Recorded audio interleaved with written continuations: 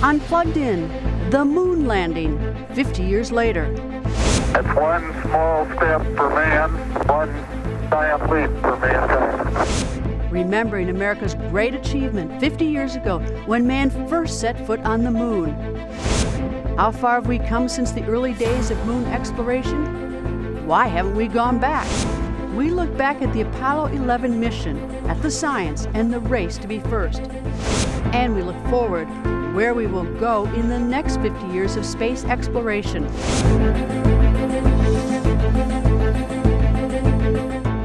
Hello, welcome to Plugged In. I'm Greta Van Susteren. It wasn't that long ago when the moon was just a mysterious silver orb in the sky, the stuff of dreams and popular songs. But 50 years ago, all that changed when Neil Armstrong added his footprint to the dusty lunar landscape. That moment on July 20th, 1969, achieved the goal set only 8 years earlier by then U.S. President John F. Kennedy. The nation should commit itself to achieving the goal before this decade is out of landing a man on the moon and returning him safely to the Earth. No single space project in this period will be more impressive to mankind or more important for the long-range exploration of space, and none will be so difficult or expensive to accomplish. Most important for President Kennedy, getting a man to the moon before the Soviet Union. Here's what it was like from liftoff from Earth to touchdown on the moon, as we reported to the world 50 years ago by Voice of America. This is VOA correspondent Rhett Turner at Cape Kennedy, Florida. I'm standing about 5 kilometers from the point where a Saturn V rocket stands bathed in a wreath of brilliant light. Atop the rocket, inside the Apollo spacecraft, named Columbia, after Jules Verne's spacecraft, are the first men who will attempt to land on the moon. The beaches, fields, and highways surrounding the Kennedy Space Center bustle with people, an estimated crowd of several 100,000. Seeking the best vantage points to witness the launch of the astronauts. Their mood is tense and expectant. Now pressurized, 35 seconds and counting. We are still go with Apollo 11. Many have slept on the beach or in their cars, bundled up against the chilling dampness of the subtropical night. T-minus 15 seconds. Guidance is internal. 12, 11, 10, 9. Ignition sequence starts. 6, 5, 4, 3, 2, 1, 0. All engine running. Liftoff. We have a liftoff. 32 minutes past the hour. Liftoff on Apollo 11. As the astronauts go where man has never gone before, as they attempt what man has never tried, we on Earth will want as one people to be with them in spirit, to share the glory and the wonder, and to support them with prayers that all will go well. 30 seconds. Forward. Contact light. Okay, engine stop. Tranquility Base here. The Eagle has landed. Roger, Tranquility. We copy you on the ground. You got a bunch of guys about to turn blue. We're breathing again. Thanks a lot. It looks as if Jules Verne's imagination had come to life. It's one small step for man, one giant leap for mankind. The first words uttered by a man as he set foot on the surface of the moon. One small step for man, one giant leap for mankind. It was taken at 56 minutes past the hour of 2, Greenwich Mean Time, on the 21st day of July, 1969.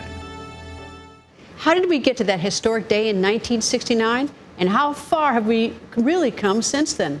Nancy Atkinson is a science journalist at Universe Today. She hosted NASA's Lunar Science Institute podcast, and in 2010, she was awarded the New Horizons Traveling Fellowship by the Council for the Advancement of Science Writing. And just in time for the 50th anniversary, Nancy Atkinson has a new book, 8 Years to the Moon, The History of the Apollo Missions. She joins us via Skype from St. Cloud, Minnesota. Nice to see you. Thanks for having me on. Great to be with you. Is there any way we could overstate how important this was to President Kennedy and the American people that the United States in 8 years beat the Soviet Union to the moon? No, this really was a monumental and incredible challenge. There were so many technologies that we just didn't have and we didn't know how to do to reach the moon. It was all mostly an unknown, and it took the efforts of over 400,000 people across the country and around the world to make going to the moon possible. Why do you think it was so inspiring? I mean, and everyone was so interested in this. And could we gather that inspiration today for perhaps a mission to Mars, a manned mission to Mars, or is that something unique to the time? I think it might be unique to the time because everything about space travel was new and unknown. And I think the general public may have lost track of the details of what a huge challenge this was, how many people it took to make it happen, all the components and the spacecraft to be built basically from scratch, from whole cloth, and everything that was needed to keep the astronauts alive, to be able to communicate constantly with Earth. You know, back then it was a big deal to have a live satellite feed from another country, and here we were trying to have a live television show from the moon. You know what's so fascinating to me is that we can't settle many lawsuits within 8 years. We can't settle the immigration crisis after decades of fighting in this country. Yet in 8 years, we were to go from scratch, basically from zero to the moon. And those were big years. We had the Cuban Missile Crisis, we had the Vietnam War, we had protests, we had 3 assassinations. It wasn't as though we didn't have a lot going on here in the United States. No, the 1960s was just an incredible period of time. So much going on, both the civil rights era and the Vietnam War, the assassinations that our country, went through. It was just devastating. But here we had this kind of one little beacon of hope of trying to do something that was once deemed impossible, going to the moon. What was the most interesting or fascinating or the biggest thing that you learned doing your research for your book? What surprised you? Well, there were a few things. There were so many challenges that I had never heard about before. There was problems with the thrusters, the small maneuvering jets on the outside of the spacecraft that just, in tests early on, they were just blowing up, and nobody could figure out how to keep them from blowing up. And there was also some propellant tanks that had a similar problem where they were blowing up. And of course, you don't want anything blowing up in space. That is really catastrophic. So, but one thing I uncovered was an event that happened as the astronauts were returning from the moon, and it seems to have been forgotten or not shared or documented very well. It was as the astronauts were returning to Earth, there's 2 parts of the spacecraft that are separated. The command module is the only part that comes back to Earth. The other part is the service module, which contains a lot of the consumables. And the service module actually was supposed to separate and go away from the command module, but it kind of came back around. And if things would have gone bad, it could have hit the command module, which would have been catastrophic. All right, we only have a minute left, but tell me, Buzz Aldrin was there with Neil Armstrong. Neil Armstrong was the first one to put his foot on the moon. How was it chosen who got to be first? Well, I'm not really sure exactly. I think it was mostly the people in charge at NASA, the astronaut office. They made those decisions. One story that I heard was that it was because Neil Armstrong was closer to the hatch, to the door. And of course, then we have Collins, who wasn't able. He was circling the moon, waiting to pick them up.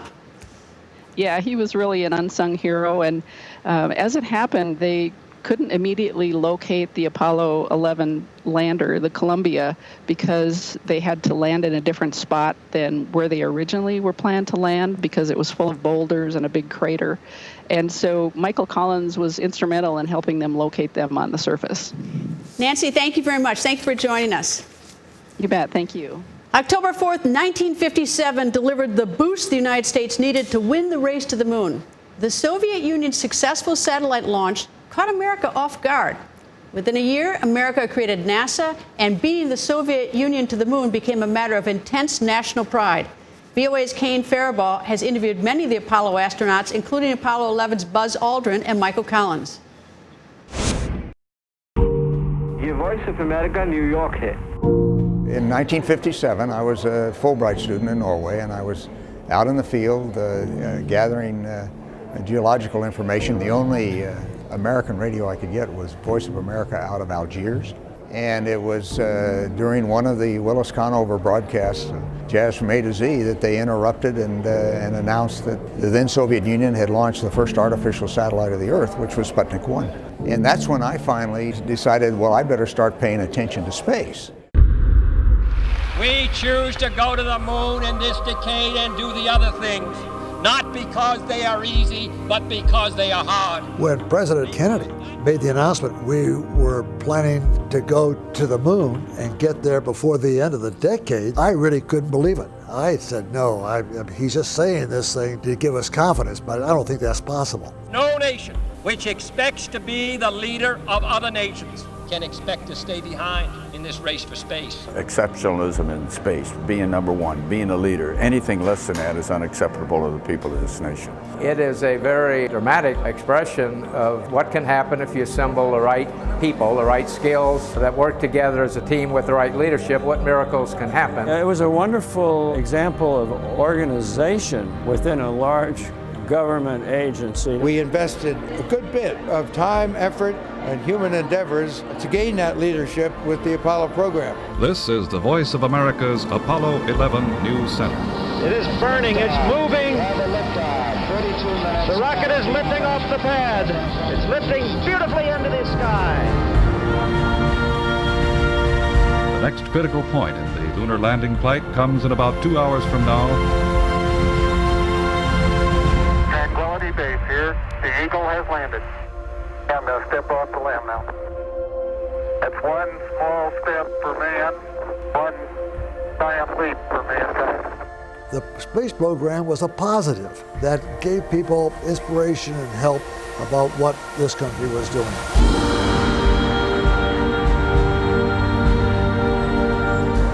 Houston, we've had a problem. Apollo 13 was what a prepared team can do. The team that was trained to handle emergencies like that and like many other things did their job with great credit. I was the flight director for Apollo 17 when Gene Cernan and Jack Schmitt lifted off. We read a message up from the president that basically stated this may be the last time in this century. This was a very bittersweet time for us because we were surrendering our drive as a nation to be explorers. Leaving the planet Earth and going forward into the universe. I think no more significant contribution has Apollo made to history. We'll go back to the moon. My friend Neil Armstrong thought that going back to the moon was a proper and necessary precursor to a Mars expedition. To say that I thought it would be 50 or 60 years before Americans were back on the moon, I would not have guessed that at all. It surprises me from the way I felt at the time that we hadn't been to Mars. I'm a Martian. I think Mars is the next great destination. I'm looking forward to the 50th anniversary because that can be and should be a very crucial reaffirmation time of the pathway that we charted. Those interviews you just heard were conducted by VOA's Kane Faribault. Over the years, Kane has talked to many of the Apollo astronauts. He's with us now via Skype from Huntsville, Alabama, where the rocket that launched the Apollo astronauts was built. Kane, thanks for joining us. And in speaking to the astronauts, how did they top that? I mean, they're very young men. They went all the way to the moon. What did they do with their lives afterwards?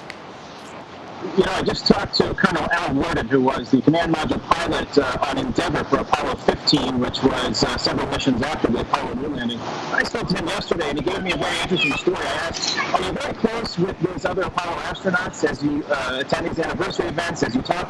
He said, you know, the interesting thing is we're all type A personalities. We're all very competitive, aggressive people. And so while you think that a lot of them might be close friends, that they might, hang out together, they still have this competitive nature. During the Apollo program, they were all competing for a space on either the lunar lander or the command module pilot to make history as one of these 24 people who would orbit the Earth, one of 12 who would land there. And so it's an interesting dichotomy. Most of them were test pilots. Most of them were in the military. All of them were competitive, and a lot of that bleeds into how they carry on here later in life. You know, a lot of them are still competitive. They have fun. They're not as close as a lot of people would think, but they certainly have an important role in our history. Did they endorse the plan to sort of abandon returning to the moon after about 1972? and we move to the Skylab, to the shuttle, going to Mars. Is that a program they each endorsed, or do they have different views on that?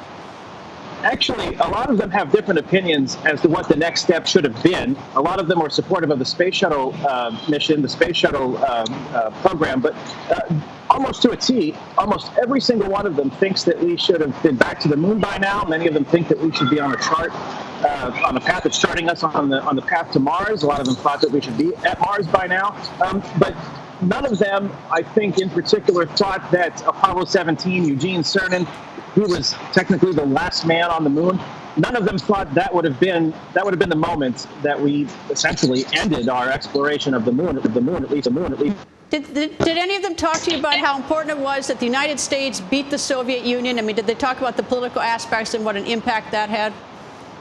Yeah, sure. I mean, at the time, obviously, that was the impetus to get it all done and get it done quickly. I mean, the Soviets were achieving so much: the first woman in space, the first orbital flight, first animal in space, first person in space. I mean, we were behind them dramatically. And so, yes, every single one of these astronauts knew the importance of what they were doing, if for no other reason than they had to prove that America's technical capabilities could do what the Soviets were doing and put them into space, and to be the first people to make an achievement in that endeavor. And that achievement was landing a man on the moon. Kane Faribault, thank you very much for joining us. Thank you. After Apollo, the focus of America's space program changed. Skylab followed Apollo, but it was not until the space shuttle that Americans got excited once again about space. Colonel Jim Voss flew 5 space shuttle missions. He is the co-owner of the longest spacewalk record, 8 hours and 56 minutes. Jim Voss is a scholar in residence in aerospace engineering sciences at the University of Colorado, and he joins me from Boulder, Colorado. Welcome, sir. Hi, Greta. Happy to talk to you about the moon today. Oh, it's a wonderful thing. First of all, what's it like to walk 8 hours and 56 minutes in space? How do you describe that? Well, that's a very long time to be inside a spacesuit. You don't have anything to eat, so you get hungry, and you have to go to the bathroom, so you use your diaper. But we got a lot of work done, so we were pleased that we got it done. Had no idea it was that long till it was over. What was the inspiration to you? I mean, when you look at the 60s and how, so many people, 400,000 people in a short time put a man on the moon, then we go to the Skylab, then we go to the shuttle. How inspirational was all this to you? Well, I was an aerospace engineering student at Auburn University when we went to the moon, and I remember watching it and thinking what a really cool thing that would be to do one day, but I didn't have good eyes, so couldn't do it. But when the space shuttle program started in 1978, I had good enough vision to participate in that program. So all those years of thinking about it had inspired me to study aerospace engineering, and it led me eventually to applying to the program and finally getting accepted as a NASA astronaut for the shuttle program. Well, fast forward to now, we have some privatization of space travel. What are your thoughts on that? Should it be a partnership with NASA, or do you like the privatization of it or not? Well, it has been a good partnership, and we have done a lot of things to help promote commercialization of space, which is part of NASA's job. And I think it's time for us to have commercial companies that can go to space. We've done that enough that we can do it relatively safely now, and NASA needs to focus on the deeper space missions, the more challenging things that are still very hard to do, like returning to the moon and eventually going on to Mars. So I'm a big fan of the commercial program, and I hope that they're very successful. We need them to help support NASA in low Earth orbit so that they can focus on going on further into space. All right, let me ask you a fun question. You've been out there a number of times in the shuttle. Are we alone? Is there anybody else out there? I don't know the answer to that, because there are a lot of things we don't understand yet, and the universe is really big. I think there's bound to be some other kind of life. I don't know what it is, somewhere out there, and hopefully one day we'll continue to explore, and if there is other life, we'll find it. All right, when you look at the shuttle program, start to finish, what's the arc? What did we get from it? Well, we learned so many things. We learned how to operate in space, to do things. Rendezvous were very new and different for us, just joining 2 spacecraft in space. We got really good at that using the space shuttle program. Many other things, we developed a lot of the technologies to where they were much, much, much better than during the Apollo days, when we were right on the edge a lot of the time. We were learning so much then, and in the shuttle program, things became not routine, but we became much more knowledgeable about them, and the technologies developed, and they're going to help us to continue to explore in space at a much higher level of safety. You know, it's so exciting to look at our space program and see what the United States has done, and sometimes in conjunction with other countries like the International Space Station. But it hasn't been without loss. We have lost astronauts. Even on the shuttle, I can't even imagine what it's like for you. You know, you don't think about that too much. You know that I've lost 14 friends who died going to space. You don't think about that when you're getting ready to launch, because a sane person probably would not go if they thought about the odds. They're terribly low and not good. But you know that you're doing something important, something that we hope will help humankind. And so you take the risk and you just sort of push that aside, and you go and you do the flights, and then you're thankful when you get back safely. All right, you did 5 missions. Were they all pretty much the same or all very different? Does it get routine? They were all different. Everything about going to space is different each time. We deployed satellites. I did military missions. We did a lot of Earth observations. My last flight was to go to help to build the International Space Station and to live on board and do science experiments for 6 months. So they were all really different, interesting, challenging, and truthfully a lot of fun. Colonel Jim Voss, thank you very much for being with us. Thank you, Greta. As we mark the 50th anniversary of the moon landing, it is interesting to note how much our perception of the moon has changed, much of it driven by science fiction and Hollywood. But did they get it right? Plugged In's Velikia Newsom reports the reality in 2019 and beyond, and it may not be exactly what Hollywood and our imaginations envisioned. From the fanciful images from the 1902 movie A Trip to the Moon, to the 1950s stop-action images of rocket ships in the movie Destination Moon. Kick her up, Jim. Give her some lateral. The moon has been a source of curiosity and inspiration for Hollywood. In 1968, Stanley Kubrick's 2001 A Space Odyssey set the stage for a new vision of space. 1 year later, science fiction gave way to science fact when the crew of Apollo 11 became the first humans to set foot on the moon. It's one small step for man, one giant leap for mankind. If you think of something like Stanley Kubrick's 2001 A Space Odyssey, that's in many ways, it comes out in 1968, and it's projecting ahead of the moon landings to an era when regular trips to the moon are going to be a part of everyday life. Ladies and gentlemen, I present to you our commercial crew astronauts. Today, the reality of space travel is not quite where Hollywood imagined it would be. For the first time since 2011, we are on the brink of launching American astronauts on American rockets from American soil. The U.S. commercial space industry has its sights set firmly on the moon and beyond, as have other nations. Among them, China, which in January 2019 landed its Chang E-4 unmanned craft on the far side of the moon. Israel launched its own mission in April, which failed. India just launched its Chandrayaan-2 mission to explore the moon's south pole. Former U.S. space rival Russia also targets the moon's southern polar region sometime in 2022. Aptly named for Apollo's female twin, America's Artemis program intends to land the first woman on the moon by 2024. Velikia Newsom, VOA News. So are we in another race to the moon? And what does NASA have in mind for the next 50 years? Dr. Jim Green is NASA's chief scientist. He was formerly head of the National Space Science Data Center, where he oversaw unmanned missions to Mercury, Jupiter, Mars, and Pluto. He's written over 150 scientific and technical articles on spaceflight and exploration, and he is the recipient of numerous awards, including NASA's Exceptional Achievement Medal. Welcome to Plugged In, Dr. Green. Thank you so much for being here. Okay, I've interviewed world leaders, movie stars, Super Bowl winners, but never have I interviewed this. This is the best forever. Tell me what this is. This is by far the best experience. All right, well, this, in this case, is a moon rock. With an armed guard. Yes, I had brought an armed guard with me. It's a government property. Okay, very precious. It comes from Apollo 17 astronauts bringing this material back from the moon. We call this a touchable rock. A touchable, and it's right here. It's right here. That's the rock? That's the rock, yeah. It's what we call a Mare basalt. So it's from those dark regions that we call Mare, okay? Basalt is actually a lava rock. So these dark areas on the moon are huge lava fields.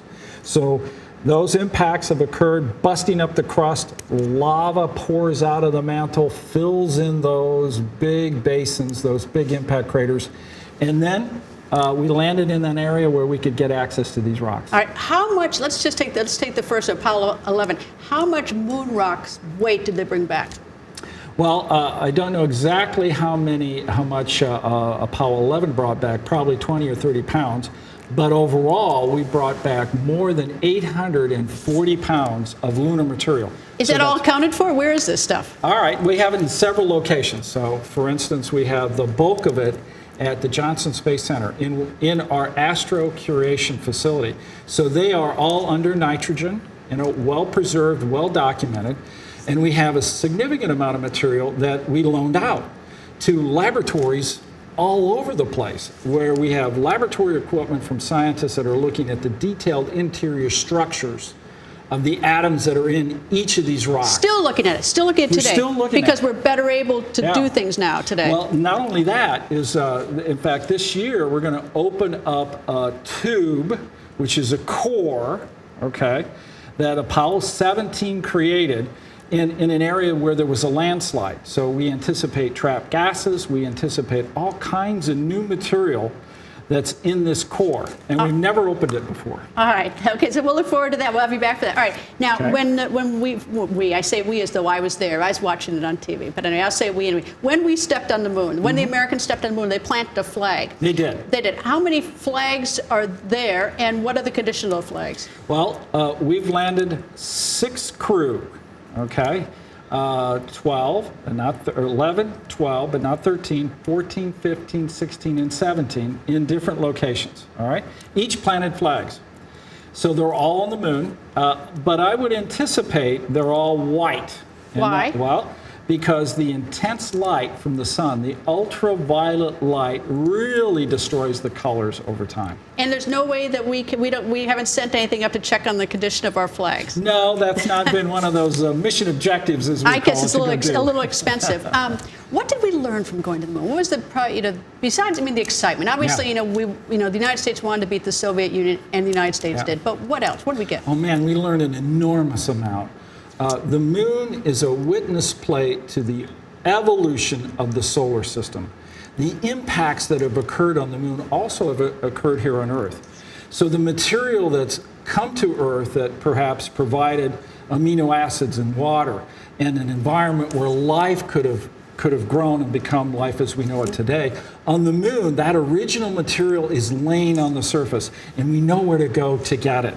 So it has also provided us with those rocks the age of the Earth and the moon. For instance, the oldest rock on Earth is about 3.8 billion years.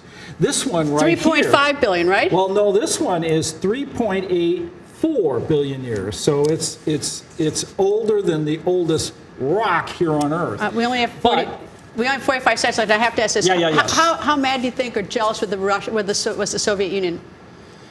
So I think, of course, you can't win everything. They stepped back, regrouped, and did a number of other missions. They actually had several lunar missions. Even during the time we were landing on the moon with the Apollos, they were doing unmanned spacecraft. I suppose it's impolite to gloat, but we won. You could say that, yes. Okay, sure. I say we again, as though I was there, But you have to recognize, when Neil stepped out, he felt it was the world that was stepping out on the moon. Indeed, well, he was more magnanimous than I am. Anyway, very, very nice to talk to you. Thank you very much. Thank you for bringing this rock star to the set. My pleasure. Anytime. Thank you for being with us. That's all the time we have for today. Stay plugged in by liking us on Facebook at Voice America. You can also like my Facebook page at facebook.com/Greta. And do follow me on Twitter at Greta. And we leave you now with a special commemoration of the Apollo 11 mission. Projected onto the Washington Monument is the image of the rocket that carried the first Earth men to the moon. Thank you for being plugged in.